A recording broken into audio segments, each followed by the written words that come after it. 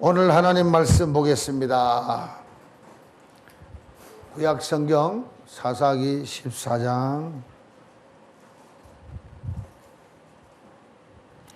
5절부터 봅니다. 찾으셨으면 합독하시겠습니다. 시작. 삼손이 그 부모와 함께 딥나에 내려가서 딥나의 포도원에 이른즉 어린 사자가 그를 맞아 소리 지르는지라. 삼손이 여호와의 신에게 크게 감동되어 손에 아무것도 없이도 그 사자를 염소 새끼를 찢음같이 찢었으나 그는 그 행한 일을 부모에게도 고하지 아니하였고. 거기 넘어서 19절을 봅시다. 14장 19절. 여호와의 신이 삼손에게 크게 임하시기름에 삼손이 이스글론에 내려가서 그곳 사람 30명을 쳐 죽이고 노력하여 수수께끼 푼 자들에게 옷을 주고 심히 노하여 아비 집으로 올라갔고 삼손의 아내는 삼손의 친구 되었던 그 동무에게 준 바 되었더라. 아멘. 여러분 성령 충만 받으시기 바랍니다. 자, 오늘 여러분이 들었던 성령 충만, 지금 오늘 구약의 하나님의 택함을 받고 성령 충만을 받고 하나님이 원했던 일을 하는 것을 오늘 볼 수 있게 됩니다. 성령이 없이 사는 삶과 성령이 와서 우리를 도와줄 때의 삶이 확실하게 달라지는 것을 볼 수 있습니다. 여러분 삼손과 딜라일라 잘 알죠? 옛날에 영화 보셨습니까? 네, 삼손은 뭐로 유명합니까? 힘이 세요. 힘이 언제 빠져버렸습니까? 딜라일라한테 속아가지고 꾀임을 당해가지고 머리카락을 자름으로 힘이 빠져버렸습니다. 힘이 머리카락에 있었습니까? 힘이 하나님께 있었습니까? 네, 하나님께 있었습니다. 그런데 왜 머리카락 자르는데 그랬습니까? 하나님의 비밀한 작전이죠. 네. 마음을 뺏기고 생각을 뺏기면 성령이 우리에게 임하여 있어도 다시 소멸되는 역사가 일어난다는 것을 잘 이야기해 주는 것이 삼손의 삶이었어요. 하나님의 신이 삼손에게 임하니까 사자 새끼를 염소 찢듯이 찢어버리는 역사가 일어난다. 힘이 삼손에서 힘이 어디서 납니까? 하나님의 영이 임하니까 그런 힘이 나타났다는 거죠. 아멘. 그리고는 19절에 보면은 삼손이 하나님의 신이 삼손에게 크게 임하심에 삼손이 이스글론에 내려가서 이곳 사람 30명을 쳐 죽이고 혼자서 30명을 쳐 죽이고 노력하여 수수께끼 푼 자들에게 옷을 나눠준다. 그러니까 하나님의 신이 임하면은 엄청난 역사가 일어나게 된다는 거죠. 근데 놀라운 일은 삼손이 머리를 자르고 힘을 잃어버린 이후에 이제 맥을 못 추니까 적군들이 끌려가서 노예로 끌려가가지고 두 눈을 부싯돌로 찢어버렸어요. 눈을 멀게 했어요. 소경이 됐습니다. 그리고는 연자맷돌을 소가 끌고 다니는데 연자맷돌을 끄는 소처럼 노예 생활을 하게 됐어요. 하나님께 간절히 기도해가지고 하나님 내게 한 번만 더 기회를 주옵소서. 근데 그 연자맷돌을 갈고 이렇게 노예 생활을 하는 동안에 머리가 점점 자랍니다. 그리고는 이제 잔치날이 됐는데 큰 잔치가 벌어졌는데 전부 왕궁에 모여가지고 그 잔치를 할 때에 삼손이 하나님께 빌었습니다. 오늘 마지막 기회를 달라고. 그럴 때에 삼손이 끌려 나와서 노예로 끌려 나와 죄수로 끌려 나와서 그 큰 궁전에 기둥들이 이래 서 있는데 그 기둥 중간에 섰어요. 그래서 손을 만져보니까 양쪽 다 기둥이 손에 닿아요. 그때 하나님께 기도합니다. 하나님 내게 마지막 기회 한 번만 주시면은 하나님께 영광 돌리고 내 원수를 갚겠습니다. 그래서 하나님의 신이 또 그에게 임함으로 그 엄청나게 큰 왕궁의 기둥을 밀어 제끼므로 이게 집이 전체 무너지면서 함께 몰살당하는 역사가 일어났다는 얘기죠. 간단하게 얘기하면 그렇습니다. 삼손의 힘은 어디냐? 하나님의 신이 임하는 순간마다 일어났다.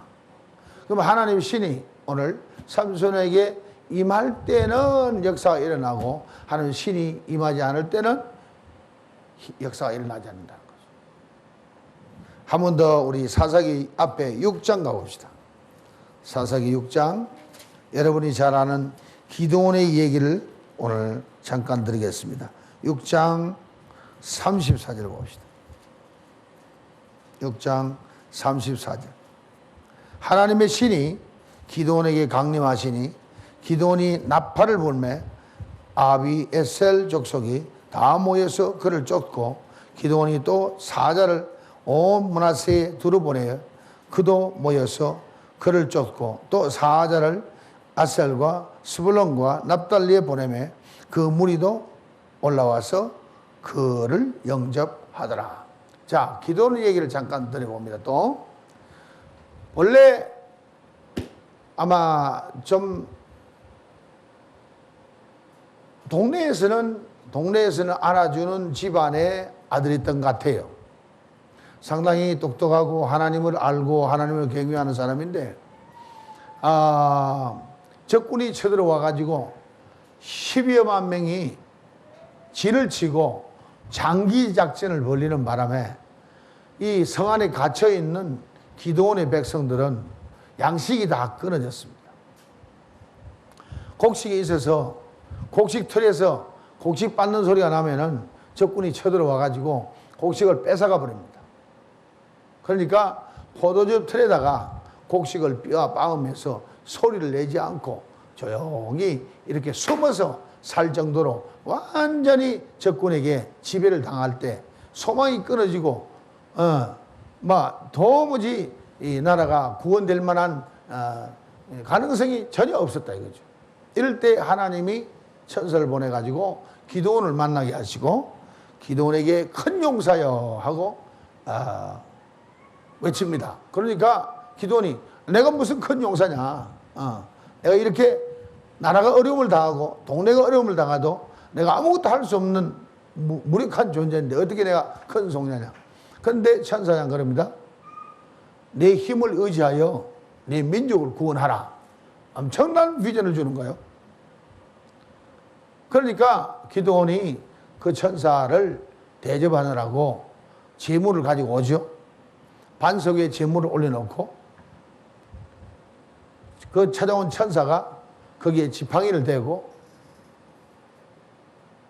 명령을 하니까 바위에서 불이 나와가지고 제물을 확 태우는 역사가 났어요. 기드온이 그때서 마음이 열렸습니다.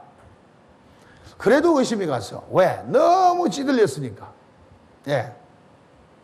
소음틀을 갖다 놓고 하나님 내가 시험할 테니까 꼭 확인하기를 원합니다. 하나님 정말 나를 찾아오시고 내게 내 민족을 구원하라는 확실한 뜻이 있으면 제게 응답하소서 하고는 소음틀을 갖다 놓고 이 마당에 소음틀을 다 둘 테니까 오늘 밤 소음틀만 젓고 마당은 마르게 하소서. 그 이슬이 내리면은 함께 내리는 것인데 소음틀만 젓고 마당은 마르게 이 말이 안 되거든. 하나님의 능력만이 가능하단 말이야. 밤을 자고 나니까 과연 소음틀에만 이슬이 내려 있고 마당은 바짝 말라 있다. 이제 많이 마음이 움직였습니다. 그래도 아직 확신이 안 가서 하나님 한 번만 더 희생하게 하소서. 그리고는 시험하게 하소서 하니까 이번에는 소음털만 젓지 않고 마당만 젓게 하소서. 그게 하룻밤 지나고 나니까 그대로 되어졌다. 그때 확신을 갖게 되고 하나님 명령을 받습니다. 하나님 뭐 어떻게 하랄까요? 너는 아버지가 만든 우상들을 전부 그러다가 불살라버리라. 하나님이 가장 싫어하는 첫째 하나가 뭡니까? 내 앞에 우상을 섬기지 말라. 그래서 우상을 처리하는 거죠.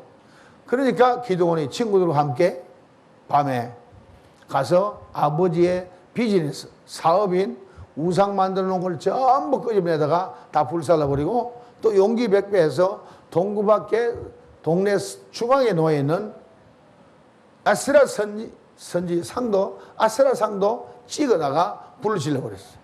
뭐 이튿날 동네가 야단이 났습니다.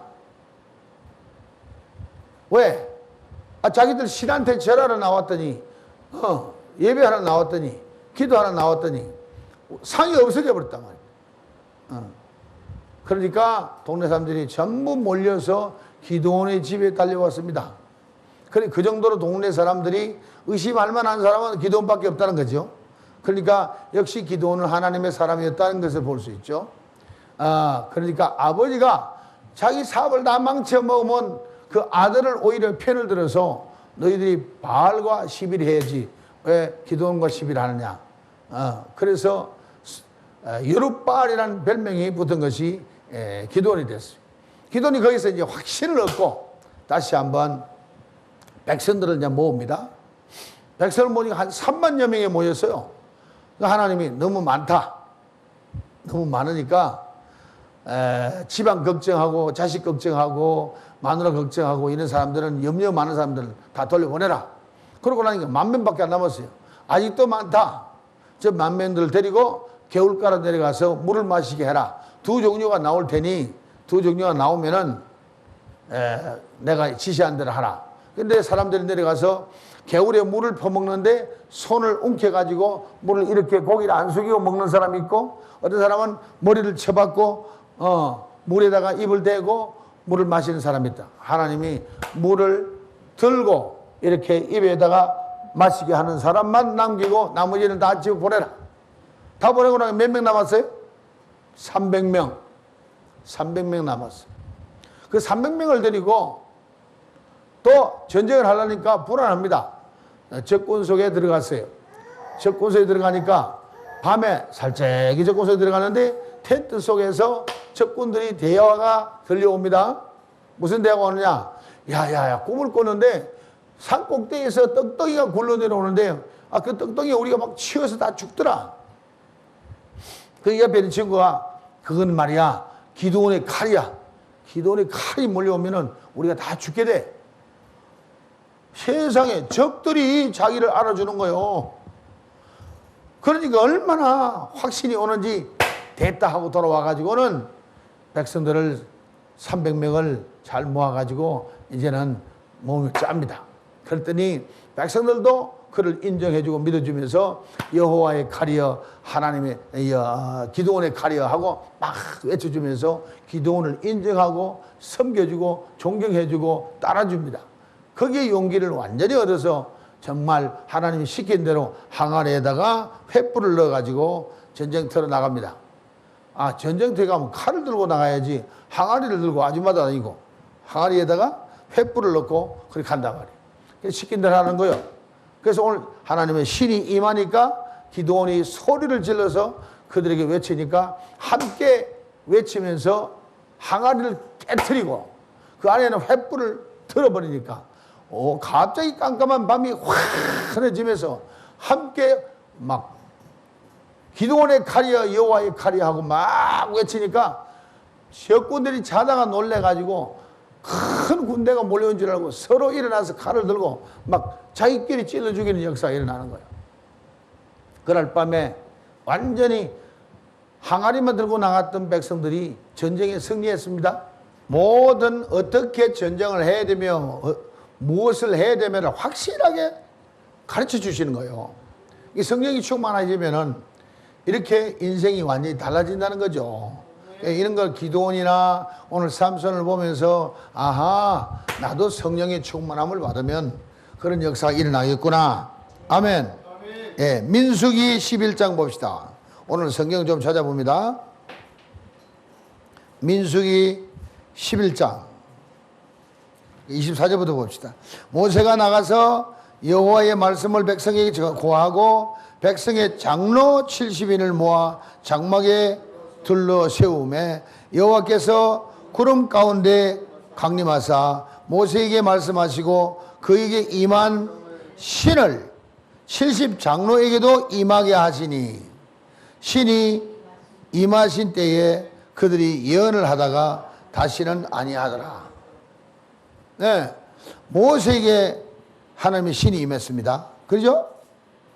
그에게 모세에게 말씀하시고 그에게 임한 신을, 모세에게 임한 신을 또 70장로에게도 임하게 하시니, 그래서 모세도 하나님의 신이 임하고 거기에 모여진 70인 장로들도 하나님의 신이 임하니까 무엇을 말하게 됐더라? 예언을 하게 됐더라. 예언을 계속했습니까? 한 번 하고 말았습니까? 한 번 신이 임함에 그렇게 예언을 하고는 신에서 예언한지라 한 소년이 달려와서 모세에게 구하여 가로되 열닥과 메다시 진중에서 예언하더이다 하며 택한 자 중 한 사람 곧 모세를 섬기는 눈의 아들 여호수아가 말하여 가로되 내 주 모세여 금하소서. 그 모세의 가장 수종드는 이 수제자가 70인들이 성령이 임해가지고 하나님의 신이 임해가지고 예언을 하니까 여호수아가 못하게 하는 거지. 이게 뭡니까? 하나님의 일을 오해한 거예요.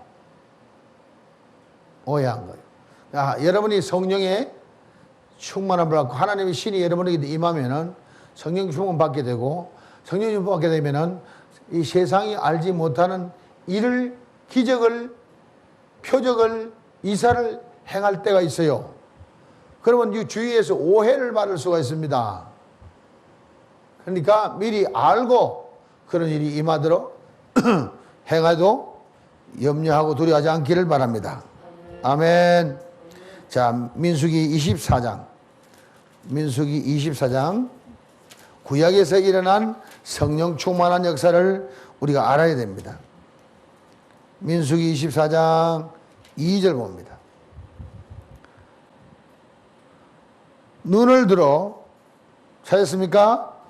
눈을 들어 이스라엘이 그 지파대로 거하는 것을 보는 동시에 하나님의 신이 그 위에 임하신지라. 누구에게 임한 거요? 1절에 보면 발람이 자기가 이스라엘을 축복하는 것을 여호와께서 선히 여기심을 보고 전과 같이 사수를 쓰지 아니하고 그 낯을 광야로 행해서 눈을 들어서 이스라엘에게 봅니다. 그럴 때 하나님의 신이 그 위에 임하신지라. 그가 노래를 지어 가로되 부올의 아들 발람이 말하여 눈을 감았던 자가 말하며 하나님의 말씀을 듣는 자, 전능자의 이상을 보는 자, 엎드려서 눈을 뜬 자가 말하기를 야곱이여 내 장막이, 이스라엘이여 네 거처가 어찌 그리 아름다운고 그 벌어짐이 골짜기 같고 강가의 동산 같으며 여호와의 심으신 침향목들 같고 물가의 백향목 같도다. 이거 무슨 얘기합니까?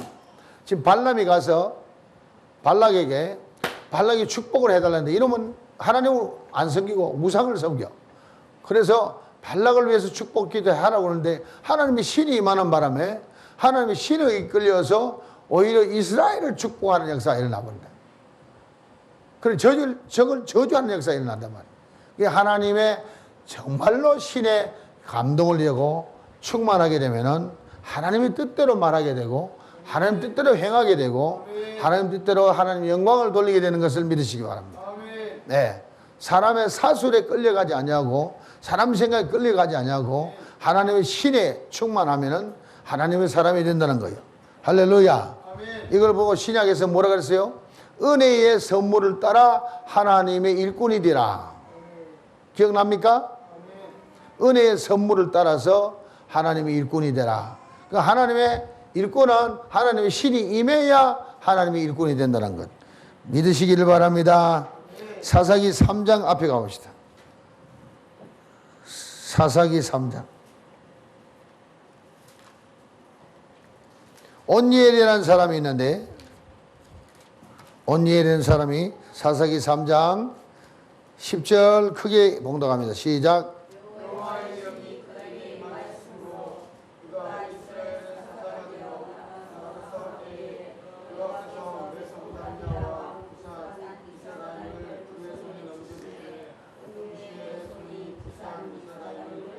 아멘.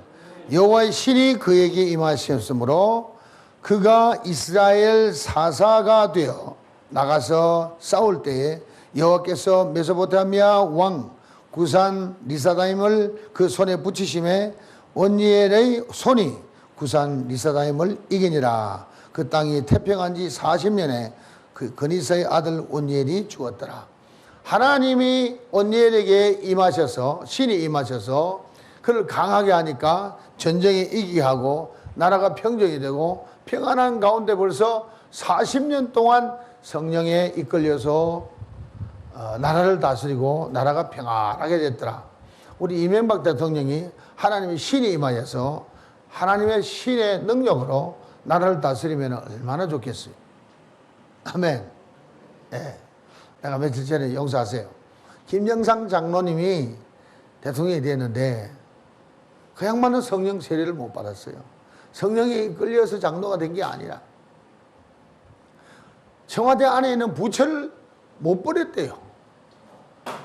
오늘 기둥 같은 사람은 우상을 다 버리는데 오히려 김영삼 대통령 때 삼각산 기도하러 올라간 사람이 그렇게 많았거든. 나도 올라가 봤거든. 낮에 올라가나 밤에 올라가나 꼭 산에 꽃이 핀 것 같대. 교구마다. 그 꽃이 아니라 사람들의 옷이요. 사람들이 꽉 교구마다 차가지고 기도하는 모습들이야. 세계 어느 나라 가도 그런 모습이 없어요. 삼각산 기도를 못하게 했어요. 장로가. 대신 뭐 한 줄 알아요? 한국에 러브 호텔, 모텔을 허락해 줘가지고 전국에다가 음란한 마귀 역사가 일어나도록 허락한 거 있죠. 참으로 답답한 일이죠. 이 방송인데도 내가 이 말 합니다. 사실이기 때문에. 네. 하나님의 신의 온니엘처럼 충만해가지고 나라를 다스리면 적군을 물리치고 할렐루야. 하나님이 그와 함께 다스리기 때문에 온니엘이 다스린 게 아니죠. 하나님의 신이 그 백성을 다스리니까 천국같이 되는 거예요. 기도원도 한번 역사 이렇게 하고 끝났냐? 아니야. 40년 동안 성령이 이끌려서 나라를 다스리고 평안했더라 그랬어요. 아들을 얼마나 낳냐? 70명이나 아들을 낳았대. 아, 또 얼마나 평안했으면 아들을 그리 많이 낳았겠어. 예. 또 봅시다. 사무엘상 10장 갑니다. 10장 10절. 찾으셨으면 함께 봉독합니다. 그들이 산에 이를 때에 선지자의 무리가 그를 영접하고 하나님의 신이 사울에게 크게 임함으로 그가 그들 중에서 예언을 하니 전에 사울을 알던 모든 사람이 사울의 선지자들과 함께 예언함을 보고 서로 이르되 기스의 아들의 당한 일이 무엇이뇨? 사울도 선지자들 중에 있느냐? 하고 그곳에 어떤 사람은 말하여 이르되 그들의 아비가 누구냐? 한지라. 그러므로 속담이 되어 가로되 사울도 선지자들 중에 있느냐? 하더라. 사울이 예언하기를 마치고 산당으로 가니라. 예언하기를 마치고 사울에게도 하나님이 신이 임할 정도로 사울을 사랑했습니다. 아멘. 그런데 사울 왕이 40년 동안 나라를 다스리는데 하나님의 신에 이끌리지 아니하고 악령에 이끌려서 고통을 당하면서 선한 의인들을 괴롭히는 역사가 일어났죠. 특히 다윗을 10년 동안 쫓아다니면서 죽이려고 했죠. 네. 그러니까 악령에 이끌려서 괴로움을 당할 때 성령이 충만한 다윗이 기타를, 요새 치면 기타를 치고 찬양을 하면은 사울에게 있던 악령이 떠나가는 역사가 일어납니다. 오늘 이 시간에는 10장 10절에 보면은 사울도 하나님의 신이 임함에 예언하게 됐더라 이거죠. 여러분도 하나님의 신이 임하면 예언할 수 있습니다요. 아멘. 예, 그리 되기를 예수님으로 축원합니다. 예, 다윗 한번 봅시다. 다윗은 사무엘상 16장 봅니다. 13절 함께 한번 합니다. 사무엘이 기름불을 취하여 그 형제 중에서 그에게 부었더니, 다윗에게 부었더니 이날 이후로 다윗이 여호와의 신에게 크게 감동되니라. 사무엘이 떠나서 라마로 가니라. 사무엘은 누굽니까? 하나님의 기름 부은 종이죠. 선지자죠. 사사죠. 그가 사무엘이 나라를 하나님의 신으로 다스릴 때가 이스라엘이 참 평안했습니다. 그런데 백성들이 외쳐가지고 우리에게도 왕을 주소서, 하나님이 직접 다스리는 것보다 사람의 왕이 다스리는 게 더 좋겠습니다. 하나님이 그때 참 마음이 섭섭하셨다 그랬습니다. 그래서 왕을 사울을 세워놓고 보니까 나라가 엉망진창이 돼가는 거예요. 그래서 이제는 하나님이 사울로부터 마음이 떠나서 이제 후계자를 세우는데 오늘 시골에서 목동 노릇하고 있는 이새의 아들 다윗을 불러서 사무엘 보내가지고 기름을 부어주니까 기름 붓는 그 순간부터 하나님의 신이 크게 감동해가지고 계속 이스라엘의 왕이 될 때까지 그 신이 그를 떠나지 않는 거 있죠. 할렐루야. 그러니까 다윗이 고백하는 시 중에 참 좋은 시가 여러분 잘 아는 시편 23편 시작. 여호와는 나의 목자시니 내게 부족함이 없으리로다. 또 그가 나를 푸른 초장에 누이시며 쉴만한 물가로 인도하시는도다. 날마다 내 영혼을 소생시키시며 자기 이름을 위하여 그의 의의 길로 인도하신도다. 아멘. 내가 사망의 엄청난 골짜기를 다닐지라도 해를 두려워하지 않는 것은 그의 지팡이와 막대기가 나를 안위하시나이다. 아멘. 원수 앞에서 내게 상을 베푸시고 내 머리에 기름을 부으시니 내 잔이 넘치나이다. 아멘. 다윗이 엄청 사울에게 쫓기면서 고난과 고난, 굶고 줄이고 잠 못 자고 고생할 때에 이 시를 쓴 거예요. 여러분 고난당하고 어렵고 가난하고 힘들 때에 내 잔이 넘치다에는 고백이 터질 수 있는 하나님의 신의 충만함이 있기를 바랍니다. 아멘. 할렐루야. 아멘. 그리해야 하나님이 여러분을 끝까지 사용하실 것입니다. 아멘. 자, 삼상 16장 13절 보세요. 한 번 더 크게 시작. 사무엘이 기름불을 취하여 그 형제 중에서 그에게 부었더니 그날 이후로 다윗이 여호와의 신에게 크게 감동되니라. 하나님의 신에게 크게 감동되는 여러분 되기를 예수님을 축원합니다. 축원합니다. 예, 역대하 하나 봅니다. 역대하 15장 1절.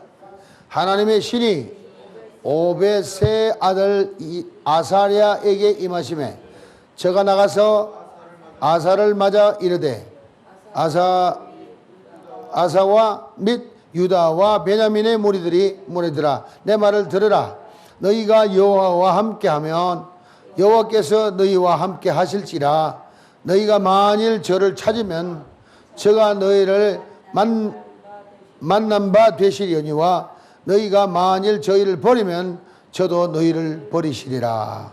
이스라엘에는 참신이 없고 가르치는 제사장도 없고 율법도 없은 지가 이제 오래 쓰였으나 그 환난 때에 이스라엘 하나님 여호와께 돌아가서 찾음에 저가 그들의 만난 바가 되셨나니 그때에 열국에 거한 모든 백성이 크게 요란하여 사람의 출입이 평안치 못하며 이 나라가 저 나라와 하수로 치고 이 성읍이 저 성읍과 또한 그러하여 피차 상한 바 되었나니 이는 하나님이 그 모든 고난으로 요단케 하였습니다. 그런즉 너희는 강하게 하라. 손이 약하지 않게 하라. 너희 향위에는 상급이 있습니다. 오늘 아사랴가 하나님의 신이 임하니까 굉장히 담대해졌어요. 그리고 하나님이 원하시는 말씀을 백성들에게 외칠 수 있는 사람이 됐어요. 할렐루야. 그래서 우리 모두가 여기서 깨달아야 할 것은 하나님의 신이 임하면은 하나님의 말씀을 그대로 전하는 거예요. 그렇지 않으면은 이런 하나님의 종들이 돼도 사람의 말을 하나님의 이름으로 자꾸 전하니까 오늘날 교회가 피폐되고 하나님의 역사를 나타나지 않는 거예요. 오늘 분명히 이런 너희가 하나님을 떠나지 않고 하나님을 간절히 찾으면은 너희가 하나님을 만나지리라. 아멘. 할렐루야. 아멘. 하나님 만나면 뭘 줍니까? 하나님의 신을 주는 거예요. 아멘. 하나님의 신에 크게 감동되고 감화되면은 우리도 하나님의 사람이 되고 하나님의 백성이 될 수 있는 거예요. 아멘. 아멘입니까? 아멘. 꼭 그렇게 되기를 했으면 축원합니다. 아멘. 축원합니다. 아멘. 누가복음 2장 25절. 예루살렘에 시므온이라 하는 사람이 있으니 이 사람이 의롭고 경건하여 이스라엘의 위로를 기다리는 자라. 성령이 그 위에 계시더라. 저가 주의 그리스도를 보기 전에 죽지 아니하리라 하는 성령의 지시를 받았더니 성령의 감동으로 성전에 들어가매 마치 부모가 율법의 진리대로 행하고자 하여 그 아기 예수를 데리고 오는지라. 시므온이 아기를 안고 하나님을 찬송하여 가로되 아멘. 자, 오늘 시므온이라는 사람은 하나님의 신이 임해가지고 하나님이 말씀하시기를 지시하시기를 내가 주의 그리스도를 보기 전에 죽지 아니하리라. 주의 그리스도를 만나기 전에는 내가 죽지 아니하리라. 사명을 받았어요. 그 사명을, 그러면 사명이 끝나기 전에는 안 죽는 거예요. 따라합시다. 사명이 끝나기 전에는 나도 안 죽는다. 죽음 때문에 공포에 시달리지 마세요. 사람의 호흡은 하나님께 있습니다. 안 죽으려고 이약 저약 막 보약 다 처먹고 성교비도 안 내는 사람 회개하시오. 하나님의 신에 감동이 되면은 하나님이 명령을 한다. 그 명령은 우리에게 사명이 된다. 그 사명 끝나기 전에 우리 안 죽는다. 아멘. 그래서 성령의 지시를 받았더니 성령의 감동으로 성전에 들어가매 마침 부모가 율법의 전례대로 행하고자 하여 그 아기 예수를 데리고 오는지라. 시몬이 아기를 안고 하나님을 찬송하며 가로되 주제여 이제는 말씀하신 대로 종을 평안히 놓아주시는도다. 사명 다 했다 이 말입니다. 아멘. 그럼 사명 감당하는 동안에 고달팠을까 안 고달팠을까? 행복하기만 했을까? 여기 뒤에 보면 안나라는 여자도 마찬가지야. 시몬처럼 그런 사명을 받았는데 결혼한 지 뭐 8년인가 4년 만에 남편이 돌아가셔서 과부가 돼서 과부가 됐는데 하나님 사명을 받고 메시아를 내 가슴에 품기 전에는 너 안 죽는다. 그래가지고 성전에서 떠나지 아니하고 84년을 여러분 말이 쉽지 84년을 성전을 안 떠나고 거기 지냈다면은 이 기가 막힌 일 아닙니까? 이렇게 하나님의 일은 누군가의 헌신을 기다리고 있어요. 아멘. 이 일을 못하도록 사탄은 얼마나 괴롭히는지 몰라. 근데 메시아 오는 것을 기다리게 하는 시몬이나 안나 같은 사람은 전혀 이름도 알려지지 않는 사람이요. 활동도 하지 않은 사람이요. 숨겨져 있는 사람인데 그래도 분명히 주님이 암암리에 성령으로 지시하시고 성령으로 지켜주시고 성령으로 보호해주시고 그 사명을 감당하기까지 하나님이 축복하셨습니다. 할렐루야. 그래서 여러분 항상 그러잖아요. 여러분 주님을 믿고 주님의 명령을 받으라. 명령 사이즈만큼 권세가 온다. 명령의 사이즈만큼 권세가 온다. 아멘. 우리 한들을 불러가지고 꼬마를 불러가지고 너 이 목사님 이거 이 빵을 줄 테니까 좀 장산역 5번 출구 앞에 가면은 거지 아저씨가 기다리고 있으니까 이 빵을 거기 가르쳐라. 그러면 한들이가 할 수 있는 신분은 그 정도밖에 안 돼. 그럼 한들이한테 너 오늘 서울 가서 이명박 대통령을 만나고 오더라. 저요! 어때요? 그럴 거 아니야. 하나님이 알아서 지시하는 거요. 그럼 오늘 시몬이나 안나 같은 사람도 딱 거기에 합당한 사람이니까 택하셔서 불러서 명령하시고 지시하시고 사명을 주시고 또 성령으로 능하게 해주시는 역사입니다. 할렐루야. 그러면 주의 일은 아무리 힘들고 고달퍼도 주님의 도움이 있기 때문에 감당할 수 있다는 걸 믿으시기 바랍니다. 두려워하지 마시고 겁내지 마시고 도망가지 마시기 바랍니다. 특히 요즘 우리가 고난주간 7일간 기도하고 40일간 부활하신 예수님이 이 땅에서 제자들을 만나는 기간을 위해서 40일간 기도하고 지금 이제 그 기도를 마무리하고 이제 전심전력으로 오순절까지 기도하는 열흘 기도를 하니까 막바지에 이르니까 얼마나 지금 사탄들이 우리 성도들을 괴롭히고 종을 괴롭히는지 몰라요. 예.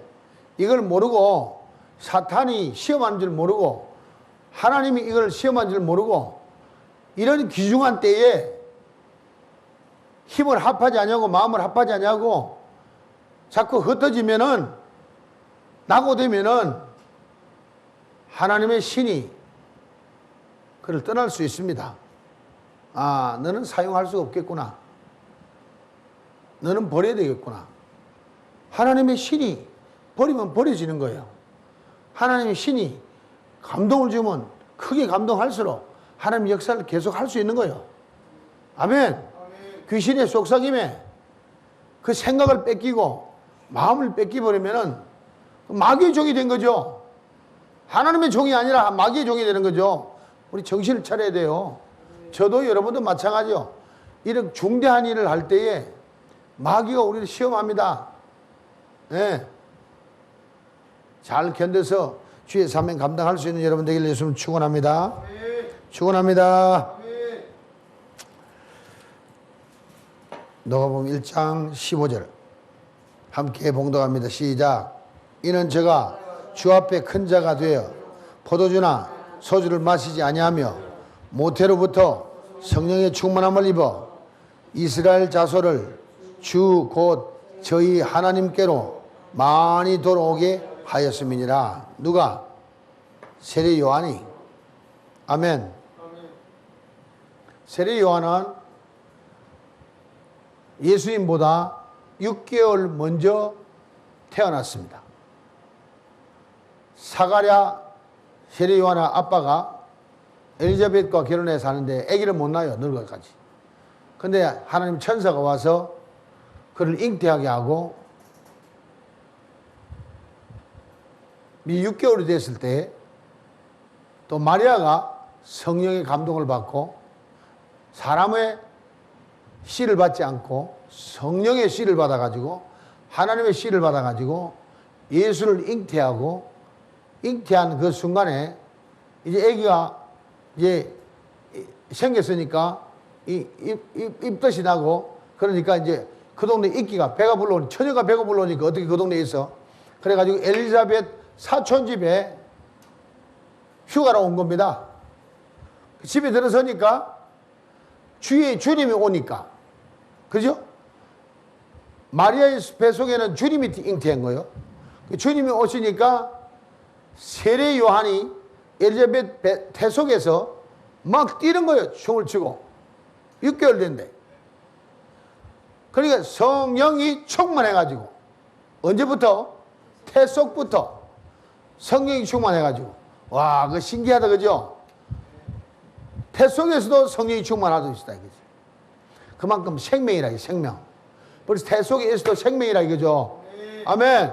근데 오늘날 얼마나 무서운 죄를 짓는지 여자들이 살인죄를 많이 저지르고 있는 거예요. 낙태하는 것, 유산하는 것. 이는 죄입니다. 아멘. 태속에서도 성령이 충만할 수 있다는 거예요. 하나님의 형상을 닮았기 때문에 영혼이 있다는 거예요. 영혼이. 그 영이 있다는 거예요. 할렐루야. 세례 요한은 그래서 태속에서부터 성령이 충만하고 사역을 끝까지 감당할 때까지 성령이 충만하게 이끌어 주셨습니다. 그래서 그는 광야에서 외치는 소리라 주의 길을 예비하는 자라. 아멘. 그래서 그에게 주어진 사명을 다 감당하고 헤롯 왕에게 목배임을 당하고 순교를 당합니다. 순교를.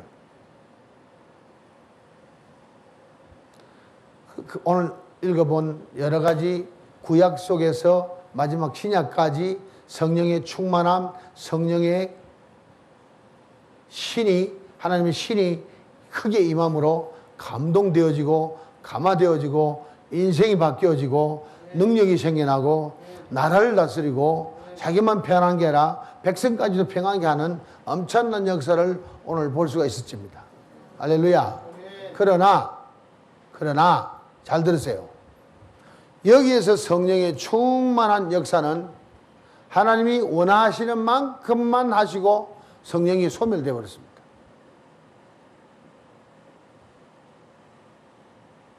그게 예수 그리스도가 이 땅에 태어나고 십자가 지고 돌아가시고 다시 부활하시고 승천하셨다가 다시 보혜사 성령이 오기까지는 전부 그런 성령 감화감동, 감동되고 감화되고 또 충만케 되는 역사가 일어났었습니다만은 성령 세례는 없었습니다.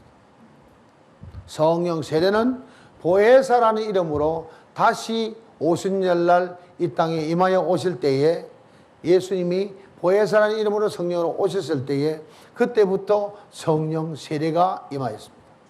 성경 속에 성령 세례는 전에 없었습니다. 왜 세례란 말이 필요하냐? 예수로 말미암아 죽고 예수로 말미암아 살기 때문에 세례란 말은 뜻이 뭐라 그랬어요? 유니티, 연합이란 말이에요. 전에는 연합할 자가 없어요. 하나님과 어떻게 연합합니까? 그러나 예수가 육체로 오신 예수와 연합해서 그 육체와 함께 죽으란 말이에요. 오직 예수밖에 세례받을 수가 없어요. 아멘. 보혜사라는 이름으로 다시 오신 예수가 성령으로 세례를 할 때 그 보혜사라는 성령과 연합시키기 위해서 세례라는 말이 있는 거예요. 아, 깨달았으면 얼마나 좋을까? 구약에서는 성령 세례가 없어요. 그럼 우리는 신약시대에 태어나서 참 다행이야. 할렐루야. 우리는 모두 성령 감화감동, 성령의 충만, 성령의 세례까지 다 받을 수 있는 축복을 받은 거예요. 오늘 이 말씀만 마음에 기억하고 여러분도 기도원처럼 삼손처럼 오니엘처럼 사울처럼 다윗처럼 시몬처럼 안나처럼 또 세례 요한처럼 모두 성령의 충만함을 받아서 하나님의 일을 할 수 있는 여러분 되고 플러스 예수와 연합하여 세례받고 모든 죄와 허물은 도말해버리고 다 정리해버리고 예수와 연합하여 성령 세례받아서 다시 하나님의 자녀까지 되는 역사가 일어나기 바랍니다. 아멘. 자, 보혜사 성령으로 세례받은 사람은 하나님의 자녀가 되는, 왜? 예수와 연합했기 때문에, 세례를 받았다는, 예수와 연합했기 때문에 그의 양자의 영을 우리가 받음으로 우리 하나님 자녀가 된 거예요. 그 세례 요한까지는 성령 충만이 있어서도 종의 영을 받았기 때문에 양자의 영이 아니에요. 예수와 연합할 수가 없어요. 그러니까 종의 영을 받았으니까 여자여러분에서 태어난 중에 가장 큰 자가 세례 요한이지만은 천국에 가면은 우리보다 작은 자다 이거죠. 우리는 양자가 됐고 그들은 아직도 종의 영을 가졌단 말이에요. 이해가 가면 참 좋겠어요. 할렐루야. 옆 사람과 축복합니다. 하나님의 양자여 축복합니다. 아멘.